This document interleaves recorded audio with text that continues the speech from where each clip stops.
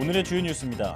방역당국은 설 연휴와 주말 검사 수 감소 영향으로 환자 규모가 다소 줄었다며 수요일쯤 돼야 확진 추이를 파악할 수 있을 것으로 진단했습니다.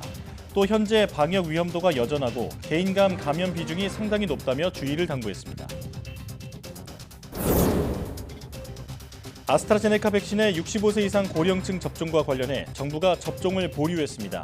이에 따라 국내 첫 코로나19 백신 접종은 만 65세 미만의 요양병원 입소자와 종사자를 대상으로 시행됩니다. 미국에서 영국이나 남아공 변이가 아닌 자체적으로 변이 바이러스가 발생했다고 뉴욕타임스가 보도했습니다. 다만 아직 변이 바이러스가 전염력이 더 강한지는 판단할 수 없으며 변이가 우세종으로 자리 잡았는지도 확인하기 어려운 상황입니다. 변이가 잘 발생하지 않는 부위를 표적으로 해 모든 변이 바이러스를 막아내는 코로나19 범용 백신이 1년 안에 개발될 것이란 전망이 나왔습니다. 독일은 변이가 확산하는 체코와 오스트리아 서부 티롤 지역과의 국경을 폐쇄했습니다. 올해 자동차 업계의 화두는 친환경 전기차입니다. 기존 자동차 업체뿐만 아니라 전자업체까지 가세해 업체 간 경쟁이 날로 치열해지고 있는데요. 잠시 뒤 스마트 라이프에서 전기차의 미래 자세히 알아봅니다.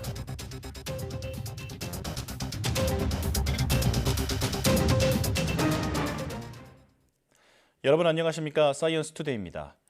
코로나19 환자 규모가 사흘째 300명대로 줄었지만 정부는 아직 확산 위험성이 여전하다고 평가했습니다. 중앙재난안전대책본부는 설 연휴와 주말 영향으로 환자 규모가 준 것으로 보일 수 있다며 오는 수요일쯤 돼야 확진 추이를 어느 정도 알 수 있다고 진단했습니다. 다만 현재 방역 위험도는 여전하고 특히 개인 사이 접촉으로 인한 감염 비중이 상당히 높다며 주의를 당부했습니다. 이에 5인 이상 사적 모임 금지를 계속 이어가면서도 장기화에 따른 국민 불편을 최소화하려고 직계 존비속 모임을 예외적으로 허용했다고 강조했습니다. 다만 이런 만남도 식사까지 함께하는 것은 감염 위험이 크다며 자제해달라고 밝혔습니다. 이외에 형제 사이 만남이나 돌잔치 등에는 여전히 5인 이상 규제가 적용됩니다. 오는 26일부터 시작되는 아스트라제네카 백신 접종에서 만 65세 이상 고령층은 결국 제외됐습니다. 코로나19 예방접종 대응 추진단은 우선 요양병원과 요양시설 등 고령층 집단시설의 만 65세 미만 입원 입소자와 종사자 등 27만 2천여 명부터 아스트라제네카 백신 접종을 시작한다고 밝혔습니다. 만 65세 이상 연령층에 대해서는 백신 유효성에 대한 추가 임상 정보를 확인한 뒤 다음 달 말 이후 접종 방안이 확정될 예정입니다. 고령층에 대한 백신 효능 논란이 국민과 의료진의 백신 수용성을 떨어뜨려 접종률이 낮아질 우려를 고려해 접종 계획을 일부 수정한 겁니다. 앞서 예방접종 전문위원회는 그동안 종합검토를 통해 아스트라제네카 백신의 안전성과 예방 효과 등을 확인했지만 65세 이상 연령층의 백신 효능이 통계적으로 의미 있다고 보기엔 입증이 부족하다고 결론냈습니다. 문재인 대통령은 앞으로는 일률적으로 강제하는 방역에서 자율과 책임에 기반한 방역으로 전환하겠다고 말했습니다. 문 대통령은 청와대 수석 보좌관 회의에서 백신 접종이 본격화하는 3월부터는 새로운 사회적 거리두기 방안을 마련해 시행하겠다며 이같이 밝혔습니다. 소상공인과 자영업자 등 일부 계층에 계속해서 경제적 부담을 지을 수는 없다며 집합 금지와 영업 제한 등 강제 조치를 최소화하겠다고 말했습니다. 다만 방역 수칙 위반 행위에 대해서는 원스트라이크 아웃 등 보다 강화된 조치를 취해 방역에 빈틈이 생기지 않도록 하겠다고 강조했습니다. 직접 들어보시겠습니다. 정부는 2달 이상 이어진 사회적 거리두기 단계를 하향 조정했습니다. 방역 상황이 우리 방역 시스템과 의료 시스템의 통제 범위 안에 있다는 판단 속에서 방역과 일상의 조화, 방역과 민생의 균형을 이루기 위해 고심 끝에 내린 결정입니다. 정부는 백신 접종이 본격화하는 3월부터는 새로운 사회적 거리두기 개편안을 마련하여 시행할 계획입니다. 집합 금지와 영업 제한 등의 일률적인 강제 조치를 최소화하면서 방역 수칙 위반 활동과 행위를 엄격히 제한하는 방식으로 바꾸어 나갈 것입니다. 이제 일률적으로 강제하는 방역에서 자율과 책임에 기반한 방역으로 전환하고자 합니다. 자율성을 확대하여 생업의 길을 넓히는 대신 책임성을 더욱 높이자는 것입니다. 방역 수칙 위반 행위에 대해서는 원 스트라이크 아웃 등 보다 강화된 조치를 취함으로써 방역에 빈틈이 생기지 않도록 하겠습니다. 코로나19 확진자 가족이 기르던 고양이가 확진됐다고 서울시가 밝혔습니다. 서울에서 반려동물이 코로나19 검사를 받아 처음으로 양성이 나온 사례입니다.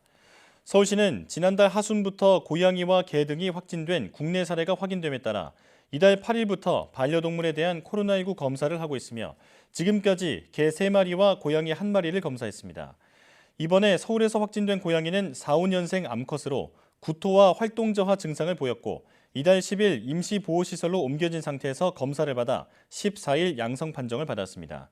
이 고양이는 서울시 동물복지지원센터로 옮겨져 격리보호되고 있습니다. 서울시는 격리기간은 확진일로부터 14일간이지만 현재 고양이의 상태가 양호해 앞으로 증상을 보고 임상 증상이 없으면 정밀 검사를 해 음성일 경우 격리 해제할 예정이라고 설명했습니다. 서울을 포함한 수도권의 사회적 거리 두기 단계가 2.5단계에서 2단계로 하향 조정됨에 따라 서울의 야간 대중교통 감축 운행이 완화됩니다. 서울시는 야간 대중교통 감축 운행을 기존의 오후 9시 이후 30% 감축에서 오후 10시 이후 최대 20% 감축으로 완화한다고 밝혔습니다. 이에 따라 서울 지하철은 113회에서 128회로 시내버스 총 347개 노선은 3,189회에서 4,063회로 오후 9시 이후 운행이 늘어납니다. 서울시는 또 사회적 거리 두기가 2.5단계에서 2단계로 조정됨에 따라 학원, 독서실, 극장 등은 운영시간 제한이 해제된다고 설명했습니다. 외교부는 전 세계를 대상으로 한 특별 여행주의보를 다음 달 17일까지로 추가 연장했습니다. 이번 특별 여행주의보는 코로나19의 전 세계적 확산이 지속되고 많은 국가에서 외국인 입국 금지나 제한, 항공편 운항 중단 등이 계속되고 있는 데 따른 것입니다.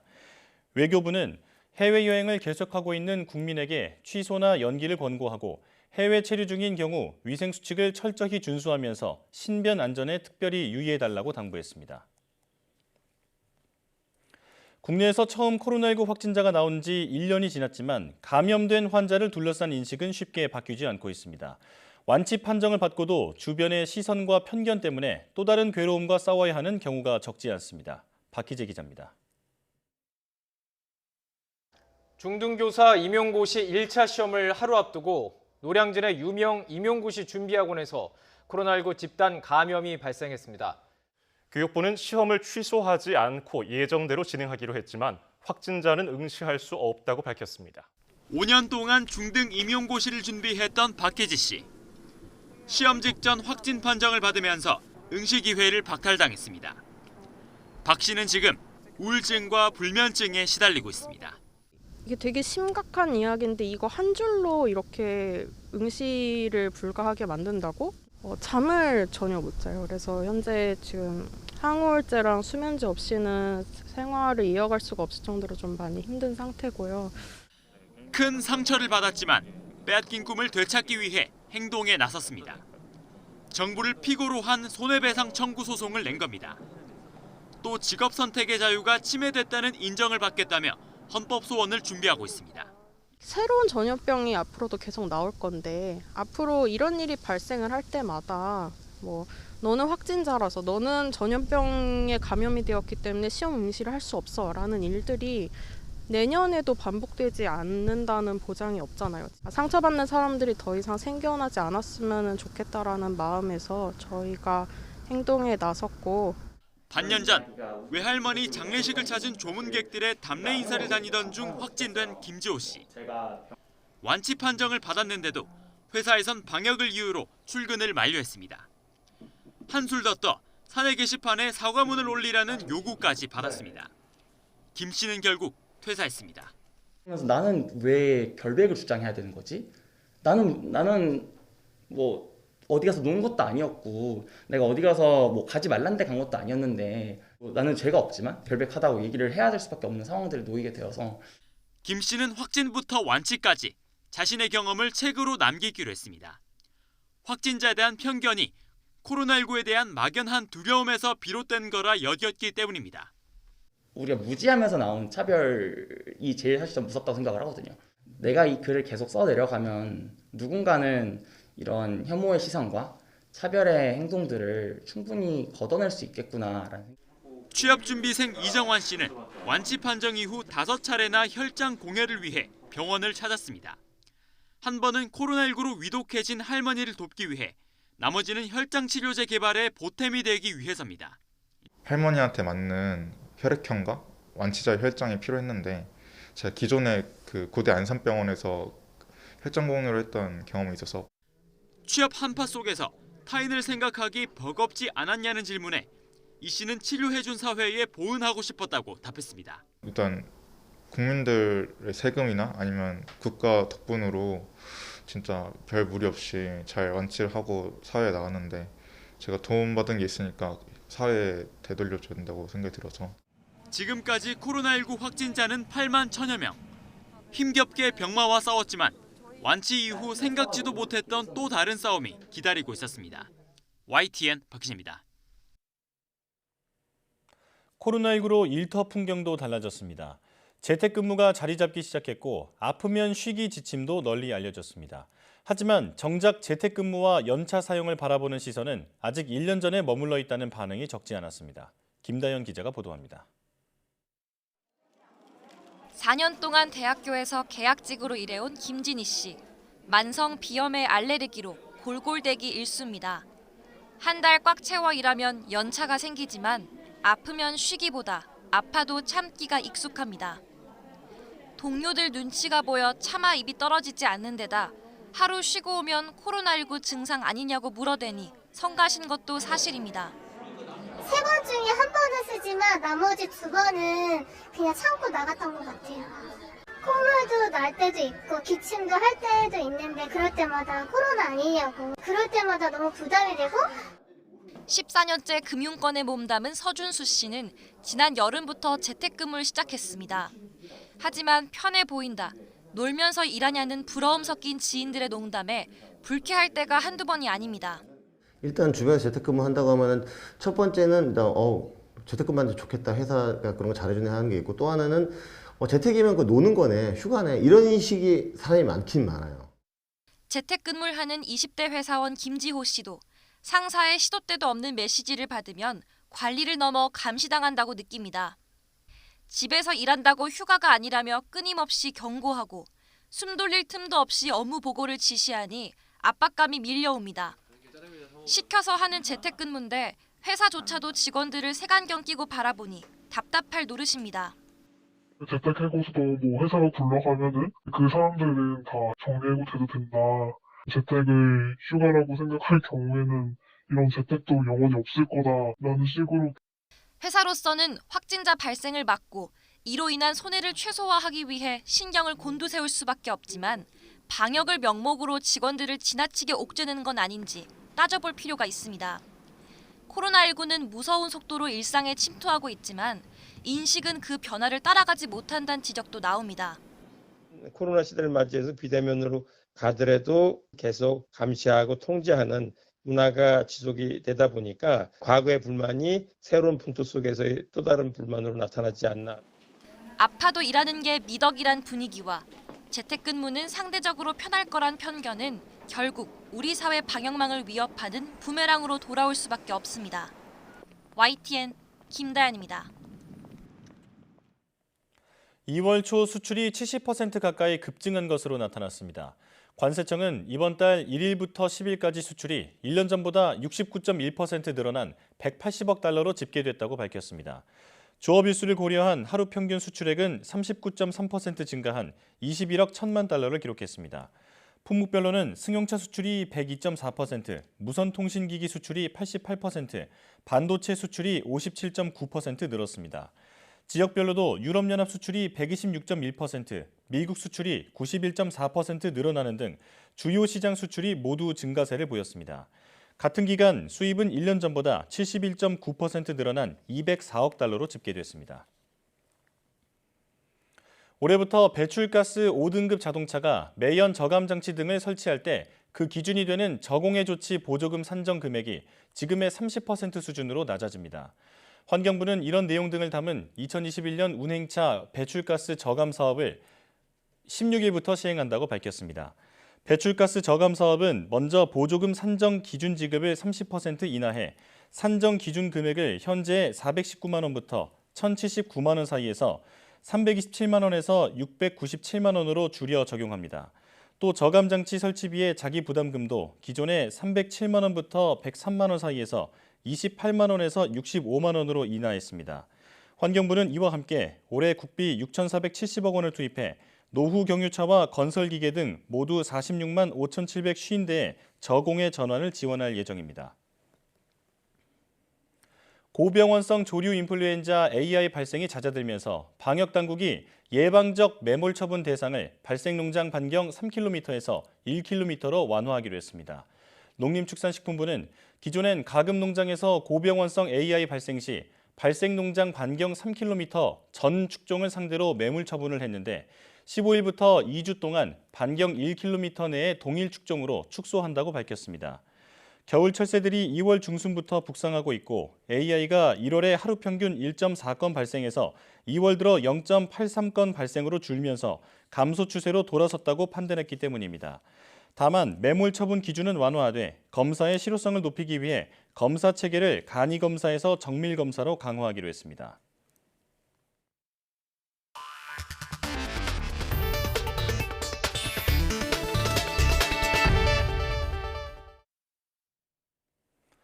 올 여름이 끝날 무렵에는 미국에서 원하는 사람은 모두 코로나19 백신을 맞을 것으로 예상한다고 질병통제예방센터 CDC 국장이 밝혔습니다.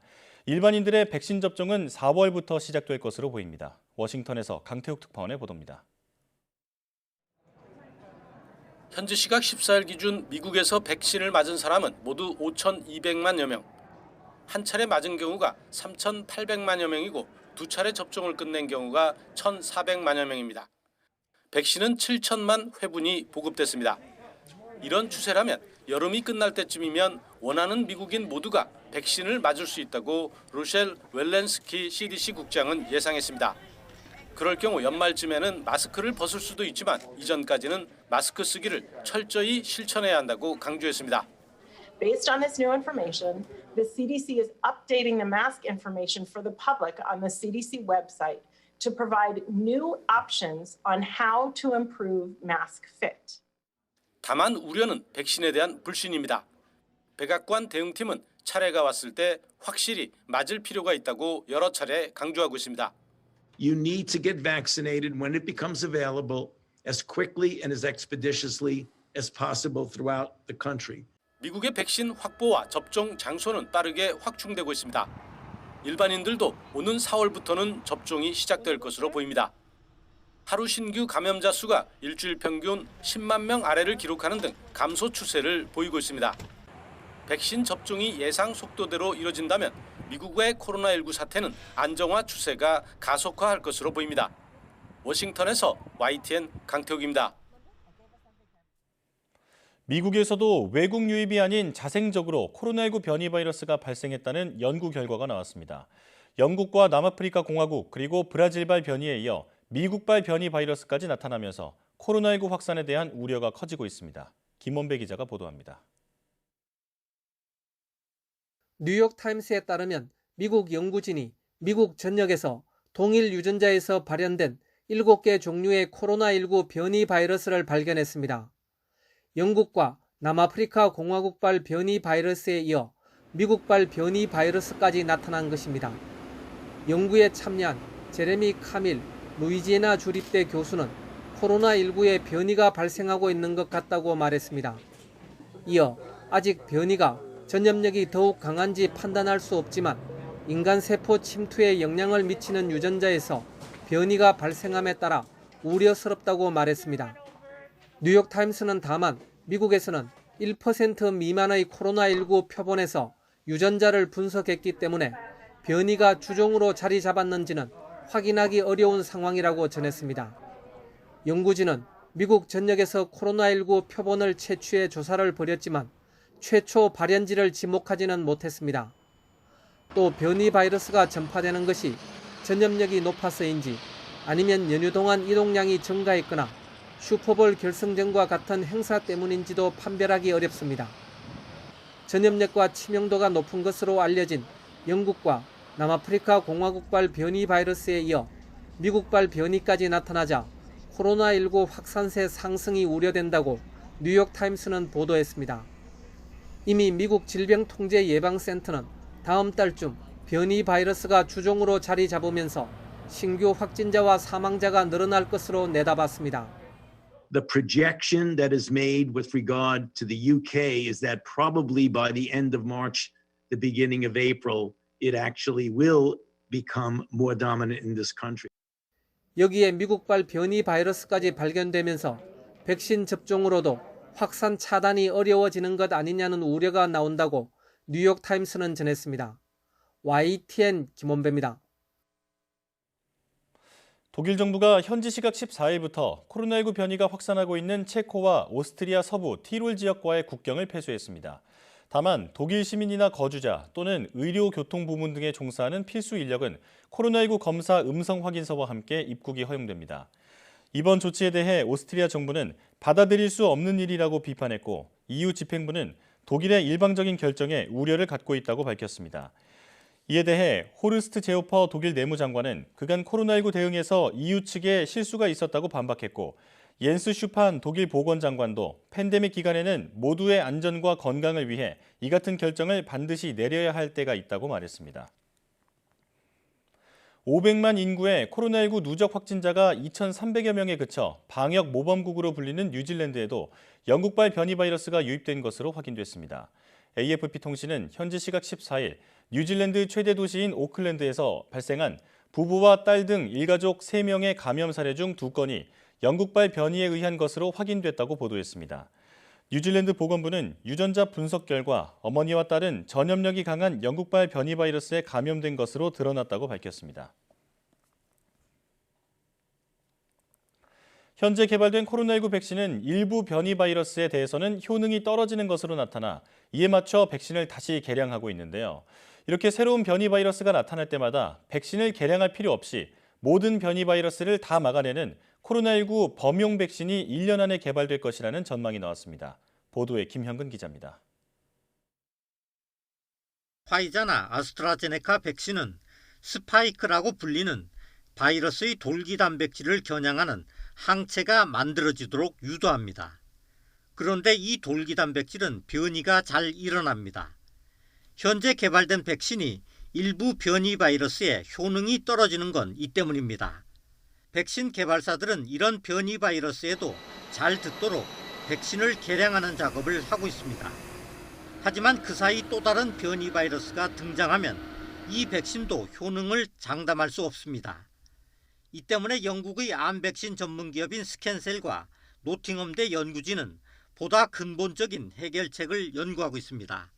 변이를 포함해 모든 코로나19 바이러스를 막는 범용 백신을 개발하겠다는 겁니다. 연구진은 바이러스의 돌기 단백질이 아니라 중심부의 단백질을 공략하는 백신을 연구하고 있습니다. 중심 부분은 돌기 단백질보다 훨씬 변이가 적습니다. 때문에 좀 더 안정적으로 바이러스를 무력화시킬 수 있는 겁니다. 연구팀은 쥐를 대상으로 한 실험에서 긍정적인 결과를 얻었다고 밝혔습니다. 올해 하반기에는 인체를 대상으로 한 시험을 할 계획입니다. 물론 아직 독감도 변이를 다 막는 범용 백신이 나오지 않았다는 점을 감안하면 쉬운 일은 아닙니다. 연구진은 그러나 지금까지 긍정적인 결과가 나왔기 때문에 투자가 잘 이루어지면 1년 안에 범용 백신을 개발할 수 있을 것이라고 밝혔습니다. YTN 김영근입니다. 화이자 바이오엔테크의 코로나19 백신이 이스라엘에서 뛰어난 효과를 보였다는 연구 결과가 또 나왔습니다. 이스라엘의 최대 의료관리기구 클라릿은 현지 시간 14일 화이자 백신을 2차례 접종한 60만 명을 분석한 결과 코로나19 감염 증상자 수가 미접종 집단보다 94% 줄어든 것으로 발표했다고 로이터 통신이 전했습니다. 클라릿은 화이자 백신을 2차례 맞은 사람이 코로나19 중증으로 발전하는 경우도 92% 감소했다고 말했습니다. 클라릿의 발표는 화이자 백신의 임상시험 결과와 비슷합니다. 화이자 백신은 1차 접종 이후 면역력이 어느 정도 형성되지만 3주 후 2차 접종을 해야 95%의 효과를 내는 것으로 알려져 있습니다. 최근 중국에서 코로나19 기원 조사를 벌인 세계보건기구 WHO 전문가들이 2019년 말 우한에서 기존에 알려진 것보다 훨씬 더 광범위한 감염이 있었음을 시사하는 징후들을 다수 발견했다고 CNN이 보도했습니다. WHO의 현지 조사팀을 이끈 페터 벤 엠바렉 박사는 CNN과 인터뷰에서 우한에서 코로나19가 처음 발생한 것으로 보고됐을 때 이미 유전자 서열이 상이한 13종의 변이 바이러스가 확산한 것으로 확인됐다고 밝혔습니다. 이어 이 같은 바이러스 데이터 확보는 최초라며 2019년 12월 우한에서 코로나19 감염자가 1,000명 이상이었을 수 있음을 의미한다고 설명했습니다. 엠바렉 박사는 이 데이터를 2019년 당시 중국의 환자 임상 데이터와 함께 분석하면 그해 12월 이전의 감염에 대한 지리적 정보와 바이러스 발생 시기 등에 관한 중요한 단서를 얻을 수 있을 것이라고 강조했습니다. 코로나19 여파로 실적이 악화하고 지점 방문 대신 인터넷 뱅킹이 늘자 유럽 은행들이 구조조정에 속도를 내고 있습니다. 독일에서 두 번째로 큰 코메르츠 방크는 자국 내 인력 3분의 1을 줄이고 영업점은 거의 절반을 폐쇄할 계획이라고 월스트리트 저널이 보도했습니다. 글로벌 컨설팅 업체 키어니는 유럽의 은행 지점 16만 5천 개 가운데 25%가 3년 안에 사라질 것으로 예측했다고 저널이 전했습니다. 아일랜드 은행 AIB는 팬데믹 기간 지점 방문이 30% 줄고 65세 이상 고령층에서 인터넷 뱅킹이 빠르게 늘고 있다고 말했습니다. 코로나19 이후 은행들이 비용 절감을 위해 노력해야 하는 상황에 놓인 만큼 일자리 감소를 이유로 그간 은행 합병에 부정적이었던 각국 정부들이 태도를 바꾼 것도 지점 폐쇄를 가속화하고 있다고 저널은 분석했습니다. 코로나19 장기화로 원격 수업이 길어지면서 학생들의 비만 위험이 커지고 있다는 경고가 나왔습니다. 현지 시간 14일 월스트리트 저널은 미국 소아과 의사들을 인용해 집에서 수업을 들을 경우 학교에서보다 활동량이 줄어 비만 학생이 늘어난다고 지적했습니다. 또 집에 있는 시간이 늘어나면서 정신 건강이 나빠져 아이들이 과식하는 경우도 적지 않고 학교가 폐쇄돼 영양가 높은 급식 제공이 중단되면서 저소득층 가정에선 저렴한 패스트푸드와 가공식품을 접할 기회가 는 것도 한 원인으로 봤습니다. 미국에선 2010년 통과된 건강하고 배고프지 않은 아동법에 따라 급식의 과일과 채소 비중을 늘리는 등 연방정부 차원의 영양 기준을 마련해 급식에 반영해오고 있습니다. 의사들은 이런 이유로 아이들이 살이 쪄 2형 당뇨병과 천식 등을 앓을 위험도 커졌다고 경고했습니다.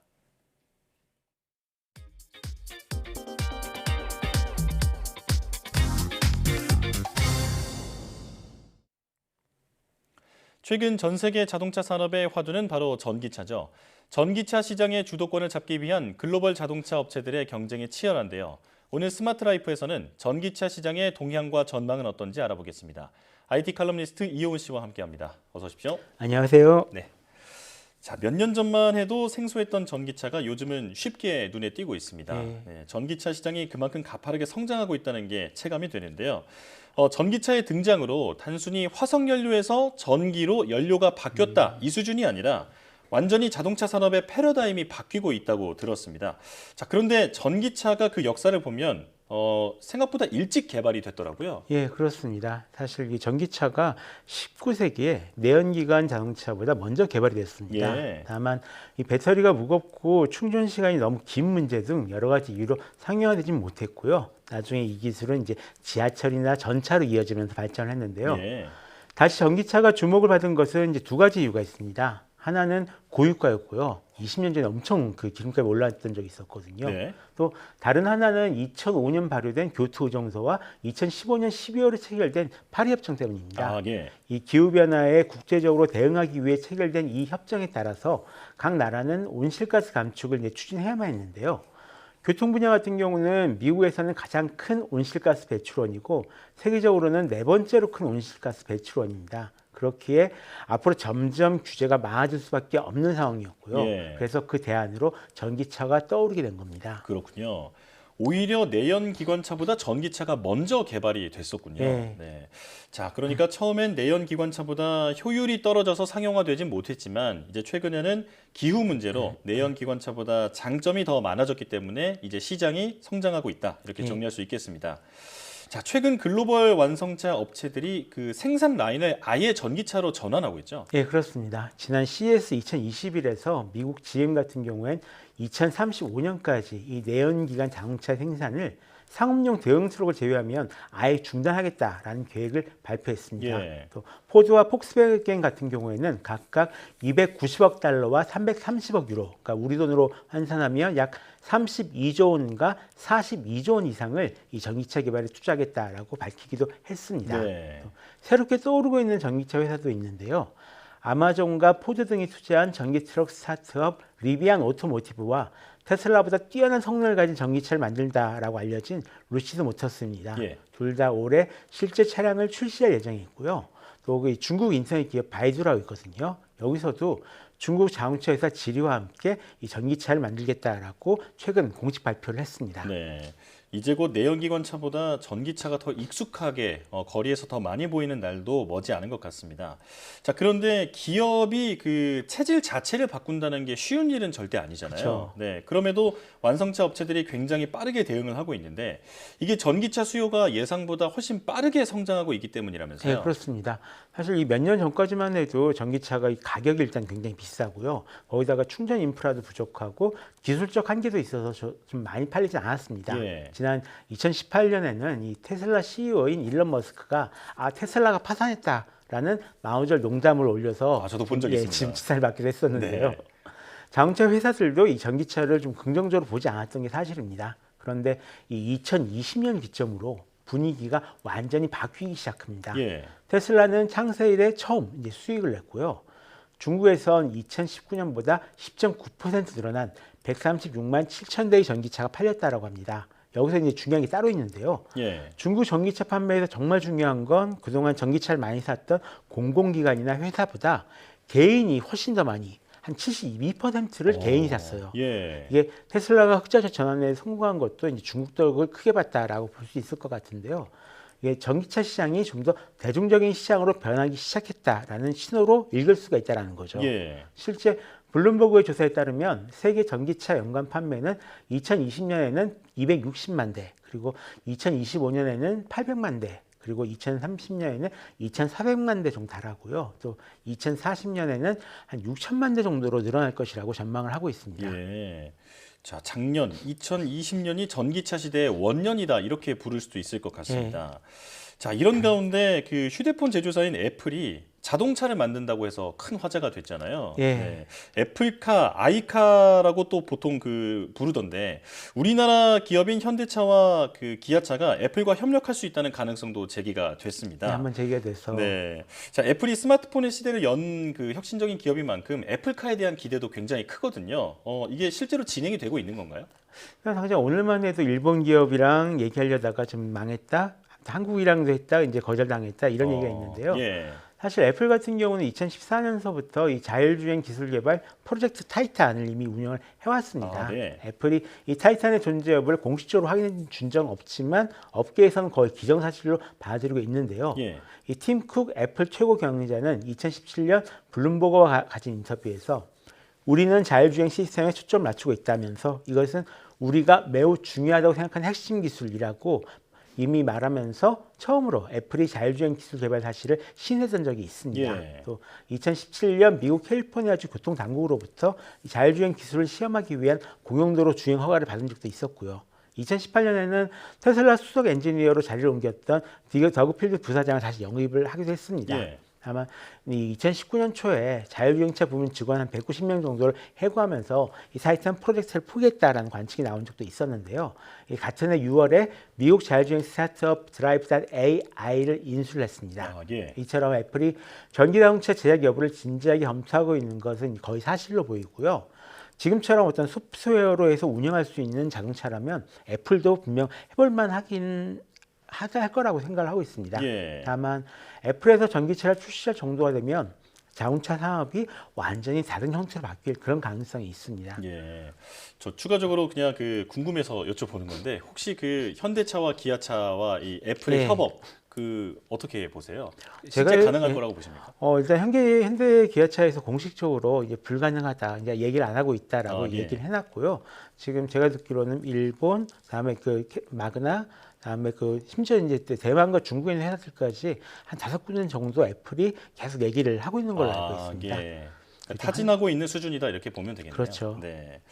자, 아직 이렇게 구체적인 계획이 공개되지도 않았는데, 그런데 3년 뒤인 2024년에 애플이 애플카를 아예 출시한다라는 말도 있더라고요. 예. 이게 뭐 어떻게 된 건가요? 일단 2024년에 애플카가 출시될 가능성은 좀 작다라고 생각을 하고 있습니다. 아, 예. 전기차 시장 후발주였던 테슬라 같은 경우도 원활한 전기차 생산 능력을 갖추기까지 한 17년 정도의 세월이 이제 필요했었거든요. 예. 또 작년 10월 27일 이 애플 전문 분석가인 권밍치라고 있습니다. 이 애널리스트가 애플카의 개발 일정이 생각만큼 아직 명확하지 않다면서요. 2020년 개발이 시작되고 모든 것이 이제 순조롭게 진행될 경우에는 한 2025년에서 2027년 사이에나 나올 거라고 봤습니다. 예. 이 전기차 및 자율주행 시장이 급격하게 변하고 있는 데다가 애플이 어떤 고품질 제품을 선보인다는 원칙을 가지고 있다라는 점을 생각하면 그렇게 될 수밖에 없다라는 거죠. 또 다른 한편으론 이 애플카가 성공하기 위한 핵심 요인은 하드웨어가 아니라 이 빅데이터와 AI인데요. 우려되는 것은 이 애플카가 출시될 때면 현재의 자율주행 기업은 이미 5년 이상의 빅데이터를 축적해 놨을 텐데 예. 후발주자인 애플이 그 격차를 어떻게 극복할 것인지 궁금하다라고도 했습니다. 또 지난 1월 블룸버그 역시 애플이 애플카를 개발하는 소규모 팀을 운영하고는 있지만 출시까지 적어도 5년에서 7년 정도가 필요할 것이다 라고 보도를 했다라고 합니다. 예, 2024년은 너무 이른 것 같다. 적어도 한 2025년에서 2027년 정도는 되어야 볼 수 있을 것 같다 말씀해 주셨는데요. 자, 이제는 대중들이 전기차의 친환경성 그리고 정숙성 등 여러 가지 장점을 잘 알고 있는 상황이잖아요. 자, 그래도 여전히 개선돼야 할 점이 많은 것 같은데 어떻게 보시나요? 일단 지난 10년간 노하우를 굉장히 많이 축적하긴 했습니다. 다만 아직까지 가격이 좀 비싼 편이고요. 예. 충전 인프라가 좀 부족합니다. 그리고 배터리도 개선할 여지가 좀 더 있고요. 그래도 올해부터는 굉장히 많은 화제를 불러일으킬 게 분명하고요. 크게 성장할 가능성이 있다고 생각을 합니다. 2036년부터는 내연기관 차량보다 더 많이 팔릴 거다라는 얘기도 있는데요. 예. 여기에 오늘 얘기 못한 이 자율주행 관련 기술이랑 AI 반도체 기술이 더해지면 사회 인프라를 아예 바꿀 수 있지 않을까라고 생각을 합니다. 예. 멀리 보면 이 전기차가 이 자율주행차로 가기 위한 좀 좋은 징검다리가 될 거라고 생각을 하고 있습니다. 예. 가격도 비싸고 충전 인프라도 부족하고 또 배터리가 개선할 여지가 많다 이렇게 예. 말씀해 주셨는데 이온 칼럼니스트가 직접 생각하시기에는 이 전기차 시장 확대를 위해서 가장 빨리 급선무로 개선이 돼야 할 어떤 문제점은 뭐라고 보십니까? 일단은 충전 인프라를 개선하는 게 가장 급선무라고 생각을 합니다. 예. 저는 이제 일주일에 하루 정도씩 전기차를 계속 타고 다니고 있는데요. 아, 예. 지금 이 전기차 충전 인프라를 찾기가 굉장히 어려워요. 그래서 항상 이걸 찾으러 미리 다 확인해 놓고 맛집 찾듯이 방문을 해야 되는 게 사실이거든요. 애플리케이션으로 찾을 수 있는 있군요. 그리고 요즘 내비게이션 앱에도 전기자동차 충전소가 미리 지정되어 있기도 하고요. 예. 근데 숫자가 워낙 적기도 하고 기존에 있던 인프라를 좀 적극적으로 바꾸려는 계획을 좀 유럽에서처럼 좀 진행하지 않으면은 좀 많은 분들이 좀 전기차를 구입하는 데 있어서 약간 두려움을 갖지 않을까라고 생각을 하고 있습니다. 예, 인프라 확충이 가장 시급하다 이렇게 말씀해 그렇죠. 주셨습니다.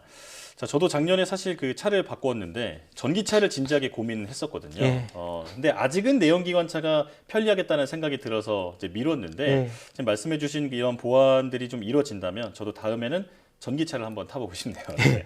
자, 지금까지 IT 칼럼니스트 이훈 씨와 함께했습니다. 오늘 말씀 잘 들었습니다.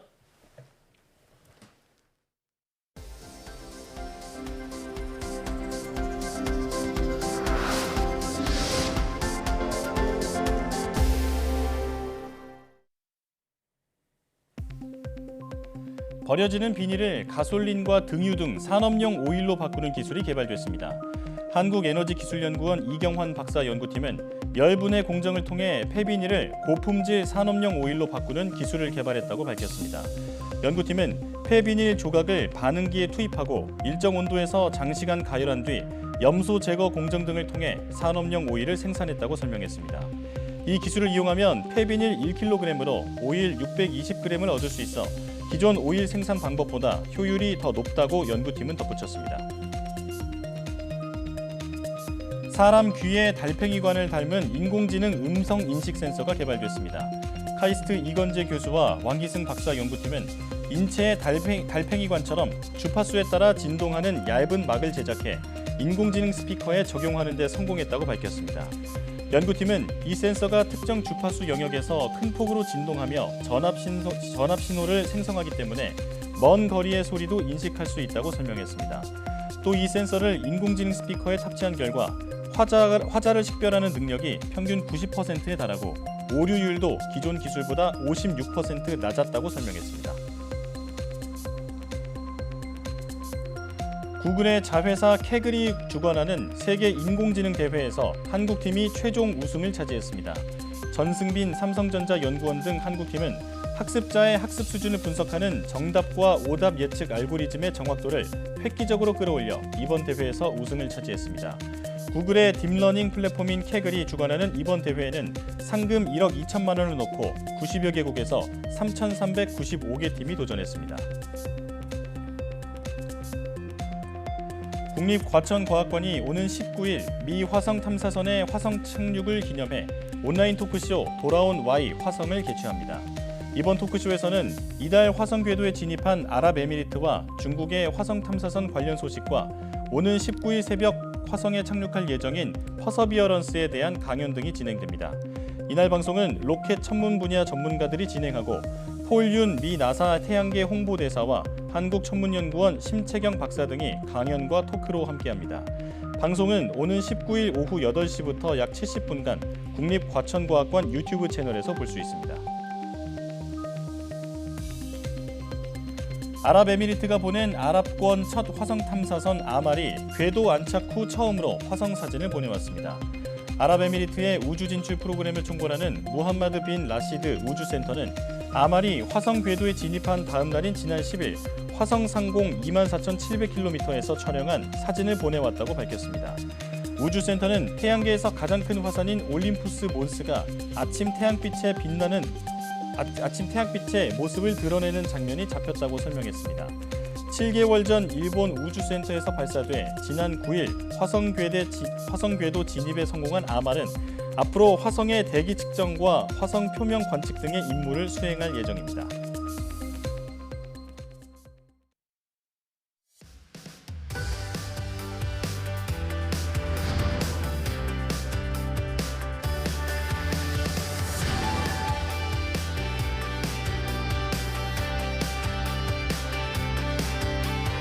그래핀은 더 이상 꿈의 물질이 아니라 현실의 물질이다.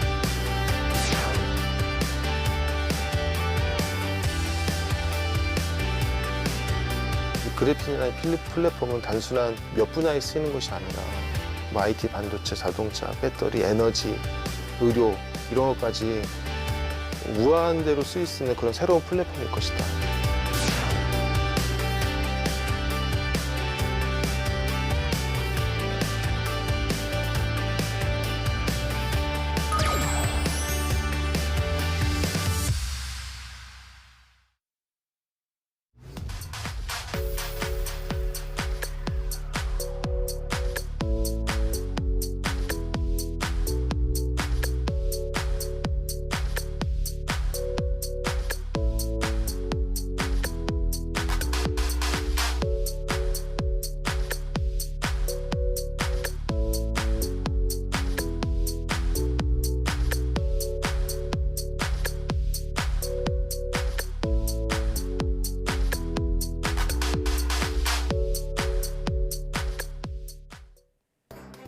유연하면서도 강철보다 수십 배 단단하고 전기까지 잘 통하는 물질, 바로 그래핀인데요.